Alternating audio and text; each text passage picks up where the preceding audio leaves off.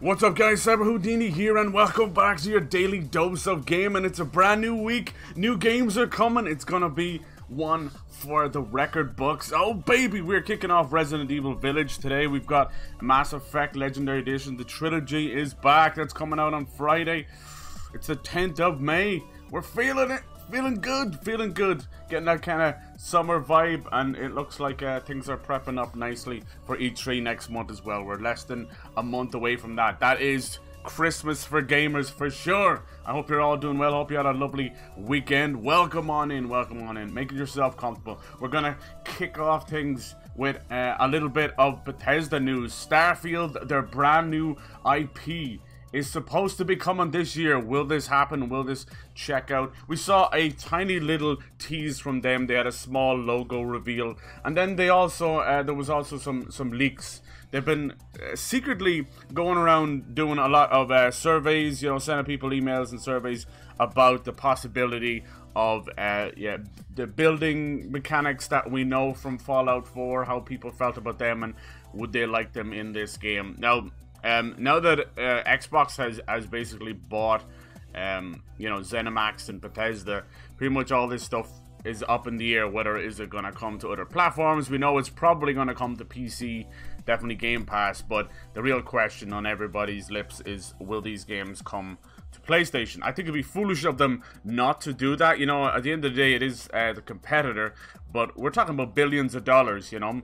We're talking about 100, yeah, like 100 million fucking PS4s out there, and we're almost at 10 million PS5s. It's just closing in on 8 million right now, which is pretty impressive stuff. So I think, like, going forward, I think all these consoles will, you know, easily hit 100 million over the next, you know, 5 to 8 years, I would say. I think as time is going on, you know, even looking back at the 360 generation, I feel like the amount of people gaming and streaming and everything has, you know, obviously they weren't streaming back then, but you know what I mean? Streaming has brought in a lot of new gamers, and I feel like the whole industry itself has grown tenfold easily. You can see with it a lot with the game sales that there's obviously far more people playing games than ever before, so I can definitely see more consoles being bought, and it'd be silly of them not to put it on PlayStation, but we'll see. So yeah, Starfield is basically their space RPG, you know. It's Elder Scrolls or Fallout in space. Yeah, there is a couple of little leaked images so far, but everybody wants to know, will it be coming this year? Yeah, so E3 is less than a month away. That's probably where everything's going to drop for sure. We'll definitely know by then. Usually things start to ramp up actually around May anyway, so a lot of pre-E3 news happens as well, just to get it out of the way. But yeah, I'm excited for Starfield. I'm excited for a new IP from Bethesda. I think it's still using the creation engine that they've been using since Morrowind. They just keep improving and improving upon it. It's still that same kind of weird, uncanny silliness that we get from, you know, Skyrim and Oblivion NPCs. It's weird that the memes that have come from that have actually, you know, I don't know, created popularity around it instead of the fact that how ridiculous it is. It's weird how memes work like that. Yeah, let me show you this image we had. It looks pretty cool. Like it's space, you know. It's not. I don't see it being anywhere near as colorful as something like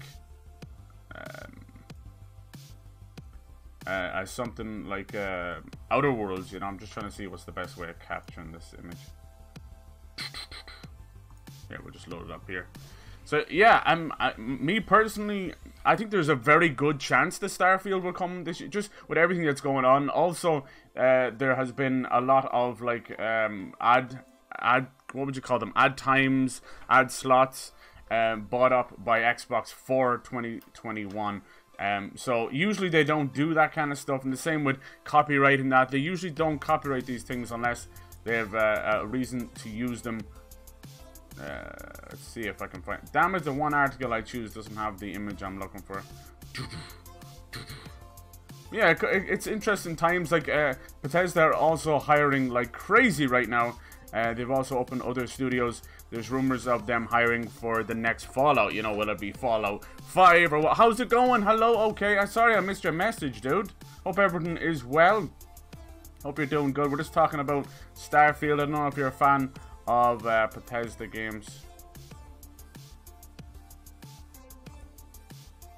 Let's just bring this little image up here. Yeah, it's nothing too fancy right now, but it was a leaked image. You know, I mean, No Man's Sky definitely came back in a big way. Oh, I knew you were going to do that. God damn it, if it's not ads, it's pop-ups and cookies and everything. The internet is just such a disaster lately. I don't know what happened to it. We had a good thing going there for about 5 years, and then it all dissolved into ads, making money. But yeah, you can clearly see they've got a working UI. Now, that's not always indicative of, you know, how close a game is to release or anything like that, but it's usually a good sign that, you know, it's working. They've got a working game, working prototype even, so there's definitely potential for this release. And we even got like crosshairs and that. I know a lot of people are kind of burnt out on space games, I get that, but to me it feels like the zombie genre, I feel like it's its own subgenre. You can have as many space games and zombie games as you like, you know, in my opinion. But I like the idea of the UI. It's already pretty minimal. Kind of gives me a Prey vibe, which is another Bethesda game over at Arcane, so be interesting. I like that there's no stars or anything, because a lot of that's usually how it is in space, just because Hollywood movies and that have us thinking differently. Yeah, so there's a good chance of that, especially with them buying ad time and that. We'll see. We'll see. I know there was a lot of redacted stuff in the Epic and Apple lawsuit fallout, basically, that showed off a lot of Xbox stuff that's coming this year, and it's all redacted. You don't see it, but you can see the amount. So it looks like they have upwards of 5 and 6 games coming out this year. We shall see. I think one of them's probably going to be something like, you know, Forza, new Forza Motorsport or something like that. Yeah, not at all. Well, I'm sorry, dude. Fuck. I caught the message on my phone when I woke up, but you'd already gotten past it. But hopefully you're okay. I'm always there if you want to hit me up. I like how you do these new things. Yeah, I'm trying. A lot of people kind of will do an intro or you know, stream starting soon stuff, which is good. This kind of works out for me. I've never been a big fan of doing that one myself, because I feel like I'm wasting time. I'm just like, I gotta go. I'm gonna be playing a little bit of Resident Evil Village after this. Finally got it. Just the way things are going with Brexit and that I've run and COVID just slapped together, I really cannot get my hands on games day one. It's super tough. Fucking ridiculous. I'm this close to just buying things off Amazon Germany or something like that, just to get away from all that. It's really bad. Just the post is ridiculous. So even though I had it pre-ordered, I didn't get it till today. It is what it is. Anyway, so yeah, Starfield, we'll see about that. Elder Scrolls 6 is still a long way off. I would say I'm sticking by this. I think we'll get like news or release of GTA 6 and Elder Scrolls 6 at about, you know, 2023. That's what I was thinking. It just feels like the right amount of time. Obviously not, you know, with Skyrim, it's been so long. We're coming up. This year is the 10th year anniversary of Skyrim, which is insane. But there you go. It's mad, but I don't know. It feels like a good year to do all that. It's enough time between all the bigger games. And then if they're hiring for Fallout 5 or who knows what, you know, maybe they'll try and continue with Fallout 76. I think Fallout 76 has clawed its way back. I don't think it's done as well as No Man's Sky has in terms of winning people back over. But, you know, a lot of people who played it enjoyed it. What happened with that game is they didn't give it enough time in the oven, and they didn't give enough time to announce it either. That game was announced at E3, and it was released, I think it was like 4 months later or something like that. Not even that. It was unreal. It was unreal. So, you know, you can, you know, sometimes people don't like a long, you know, reveal to release of a game, and I get that, but you have to kind of build up and get the marketing going, get enough information out there.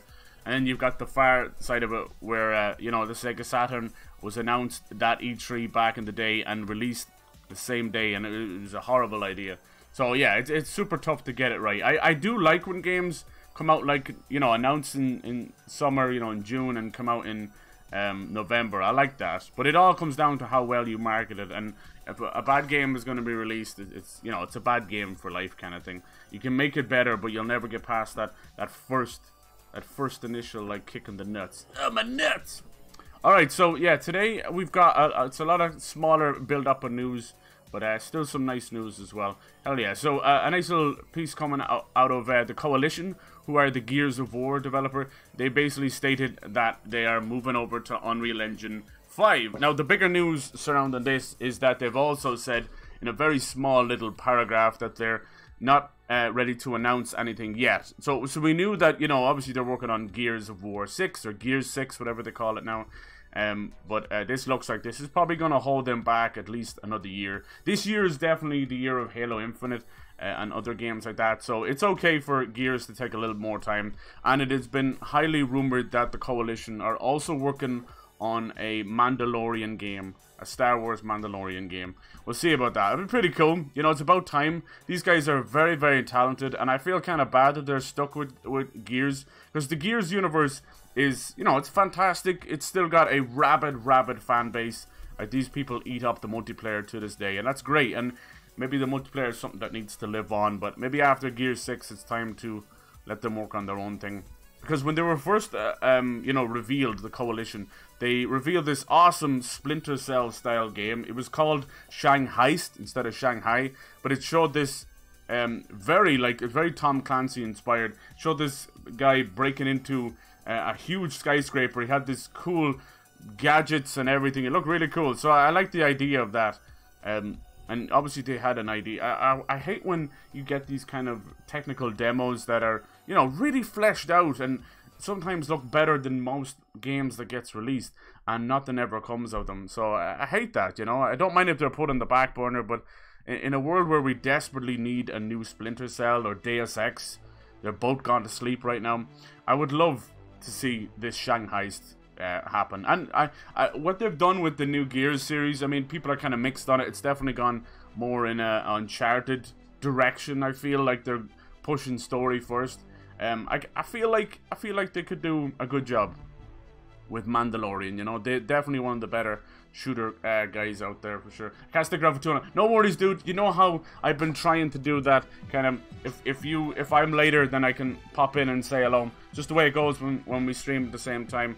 So it's all good. I kind of I took a step back from things there. My monitor died, and I kind of took that as a sign to just, you know, take a step back, and I did. It was the best thing I ever did for a bit of mental health, you know.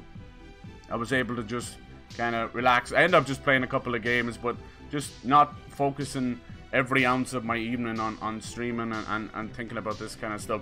It helped for a little bit, for sure. I know you're doing your Animal Crossing stuff. It's a hell of a commitment. You got this, man. You got this.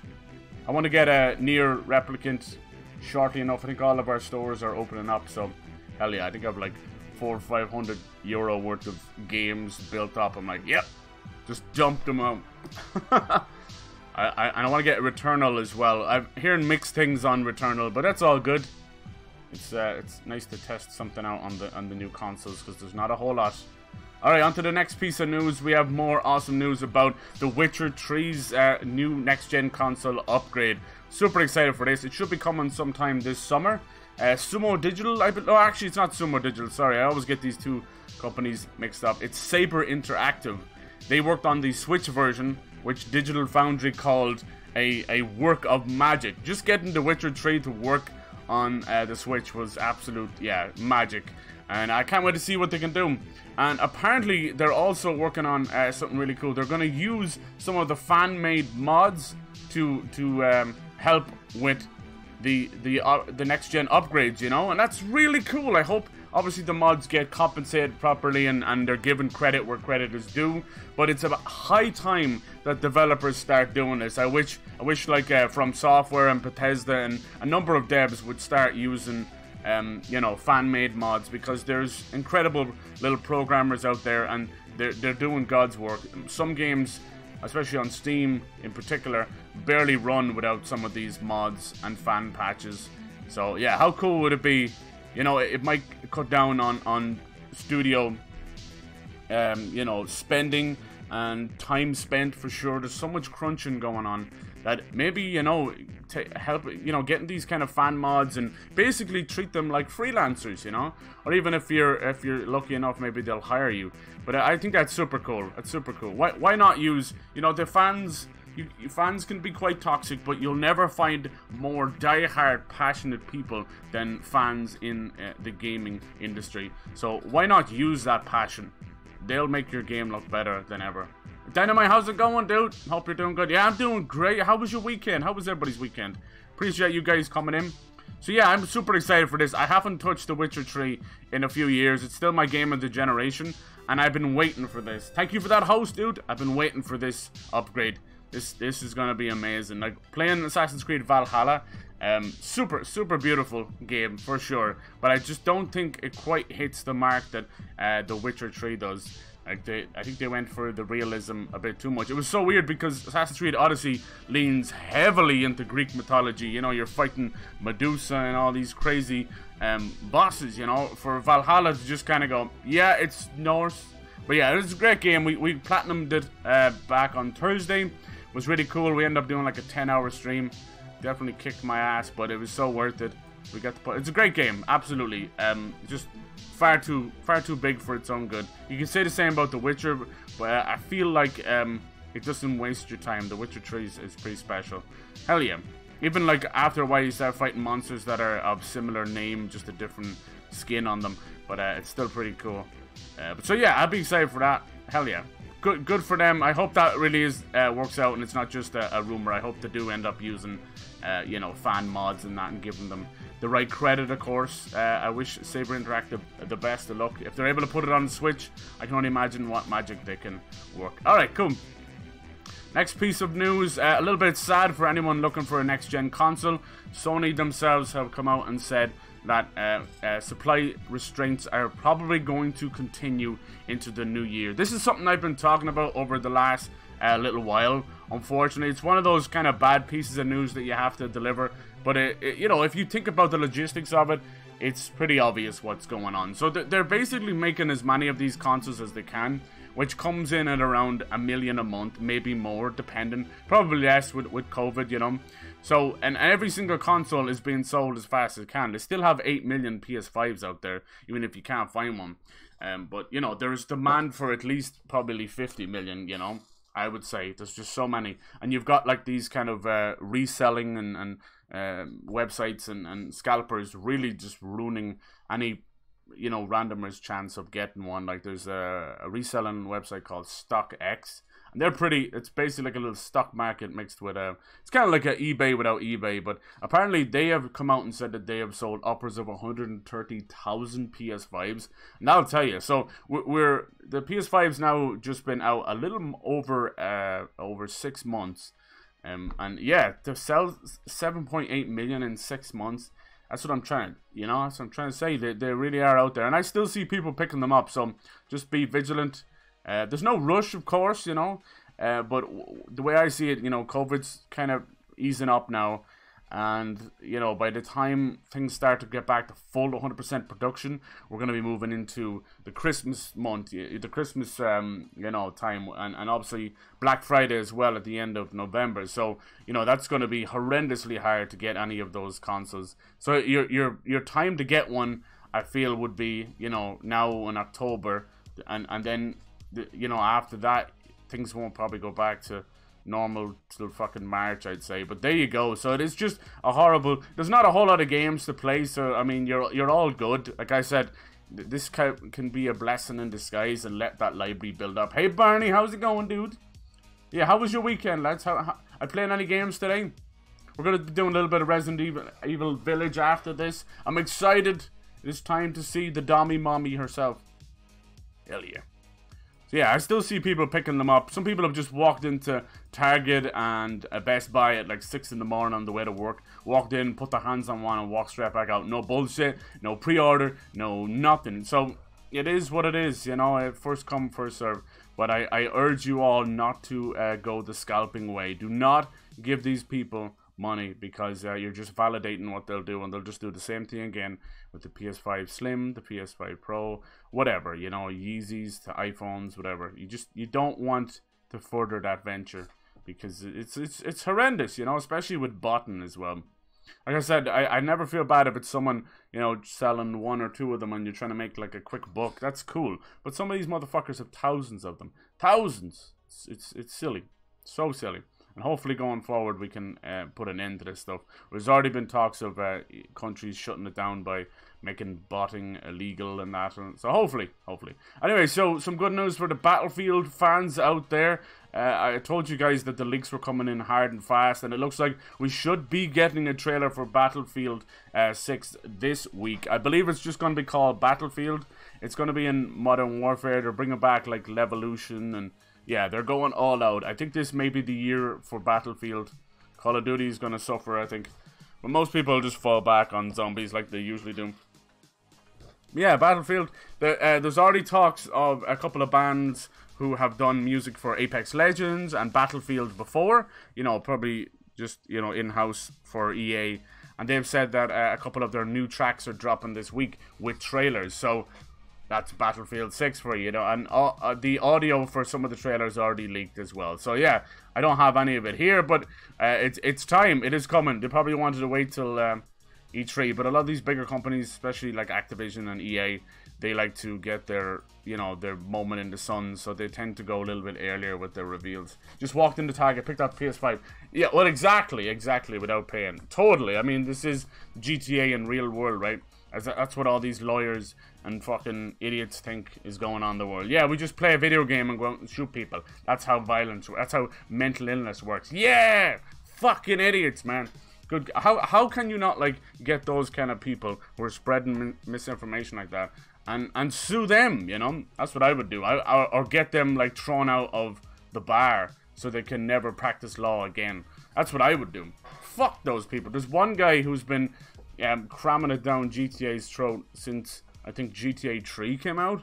Just the same little prick who blames every violent thing. He blames, like, acts of God on GTA. He blames weather events. He blames everything on GTA. One time, I swear to God, his shoelaces, someone tied his shoelaces together. He blamed GTA. Like, it walked up and someone tied his shoelaces together. Dumb motherfucker. Anyway, oh God, EA is doing Battlefield. Yeah, they are. It's just going to be called Battlefield. I think it's going to be the year. This year is going to be the year of Battlefield, which is pretty good. It does seem to kind of go every other year, every couple of years. That does seem to happen, which is completely normal because people just get browned off playing Call of Duty. And this year's Call of Duty from Sledgehammer Games seems to be going to Vietnam or World War II, and it is just not what people want at all. People have actually said that they want like a Call of Duty Ghosts too.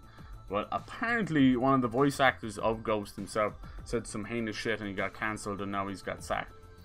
You know, I always say this, but the whole cancelling phenomenon is just nonsense, you know. It's only when you buy into that shit and start apologizing that you make it real. You know, if you've said some stupid shit, that's on you, you know. You just gotta try to further yourself, better yourself. Like, I watch a lot of old comedy movies, even from 90s and 2000s, and the amount of time they say, like, the R word, which is now, you know, you can't even say that anymore. But it just cracks me up. That wasn't that long ago, you know. So it's just the way times go, you know. It's all you gotta look into the context and just not buy into the internet's bullshit. Yeah, so this is the band I was talking about. I think they're called Zwei. I know it's 2WEI, but I think it's meant to be the German word for Zwei, right? Zwei, it's, yeah. And these are the guys, two new trailers with our music. So it's clear, like, one of them is going to be Battlefield. So that'll be cool. I mean, I've shown you a couple of concept art pieces for Battlefield, and it looks cool. It looks very, very cool. I think Battlefield 4 was one of the peaks of Battlefield, you know. I did want Bad Company 3. Maybe that might come down the line. Hell yes! Alright, next little piece of news. Let's see. So we have some really good numbers for the PlayStation games. Basically, I think even Returnal is doing really well. And this is just for the month of April. And Returnal only came out, like, it only had like 1 or 2 days on the shelf, and it's already like number 1, number 3. So it's really good. It's really good. And yeah, we'll see how things are going with Resident Evil 8. It definitely is doing great with the streamers. That's for sure. My God, you couldn't move without everybody playing it. It's brilliant, and it's apparently sold the most Resident Evil game on Steam right now, with over 100,000 concurrent players. That was just on Friday alone. I think the peak for Resident Evil before that was around 75,000 people. I think that was with Resident Evil 2 Remake. So that's pretty damn impressive. Like I said, these people need to kind of wake up and realize how important streaming is with video games. And Twitch alone, you know. You could not move on Twitch without the amount of people playing it. I'm super excited. It's been hard to avoid spoilers, especially with websites like Eurogamer straight up spoiling things. So I can understand if you guys don't want spoilers as well. Yeah, 75,000 peak. So a concurrent players means people actually playing it at the exact same time. You know, I know a lot of people might not know a lot what these words mean. That's what I mean. It doesn't mean people who have bought it. You know what I mean? But obviously it does. But to play it at the exact same time is pretty cool. Pretty damn cool. There's a lot of, you know, FPSs and that do, you know, triple and fucking 5 times those numbers. But for Resident Evil 8 alone, you know, without any multiplayer, it's pretty cool. About out of those 100,000 concurrent players, probably 98,000 of them were streaming. I wouldn't be surprised. That's some good shit right there. Yep. Alright, here's a funny little picture I saw. This is from the motion capture of the 9-foot Lady Dimitrescu. Everybody pronounced it differently. I don't know. Like even Japanese, they said not to pronounce the U at the end. I'm like, what? So if it's based on a Romanian lore, Dimitrescu sounds right. But that's not cool. She had to use this big old stick with the face at the top of it just to, you know, simulate. 'Cause she's like 9'6" or something. She's huge. I hope the game never explains why she's so tall. I don't need to know. Just let it be. She puts Mr. X and Nemesis to shame. To shame. I've already seen the ending. Aw, damn, I'm sorry, dude. I've been watching some Star Wars The Bad Batch. Nice. Is it good? Yeah. It's amazing. Ties in with the Revenge of the Sith. Very good, very good, very good. Nice. So, something I've seen pop up and I'm hoping to play this week is Dead Space 2 is celebrating 10 years. Can you believe that? It came out in 2011. And there's a really nice little documentary and little article from Eurogamer basically talking about the infamous scene where you get to go back on the USG Ishimura.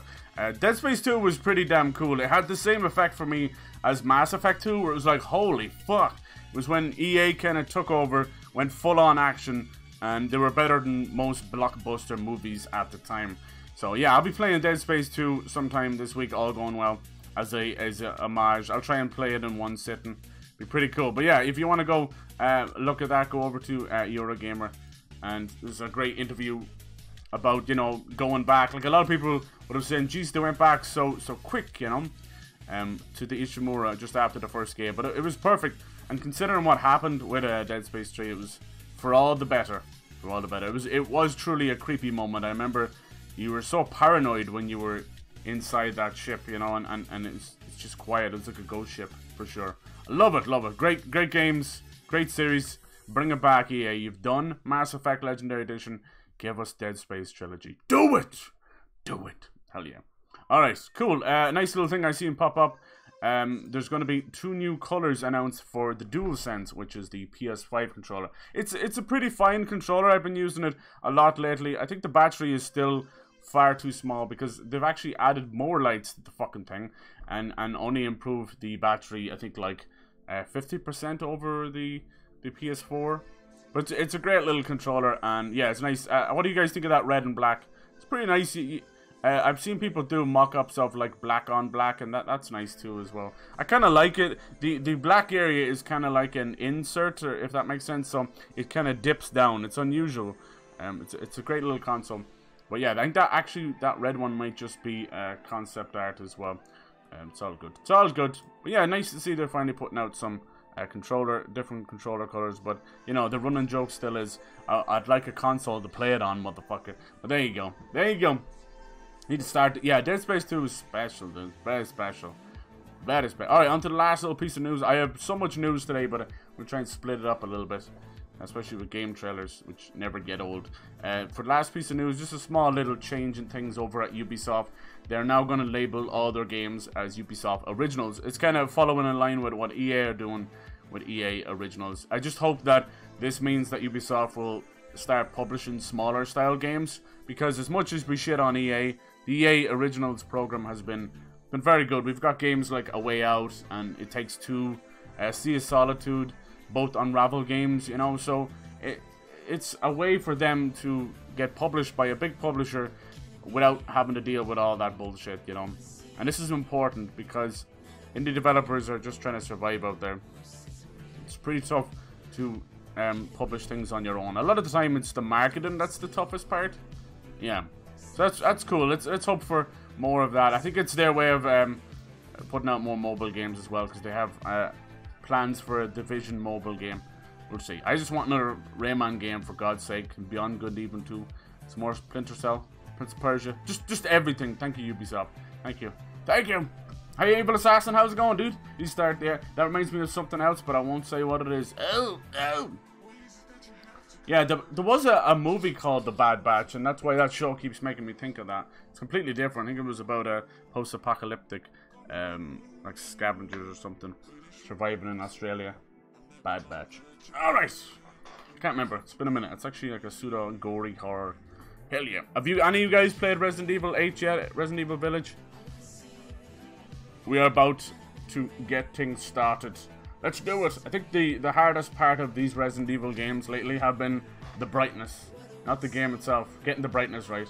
You either have these people who just blow out the brightness, or it looks like they're walking through fog, to other people who it's like, well, my screen, I see everything, and then they don't look at their stream screen, and you can't see anything but the flashlight in front of Ethan's face. So yeah, it's super tough to get right. They have too many brightness settings, that's all that's wrong. Alright, cool. That is today's daily dose of gaming. We are going to now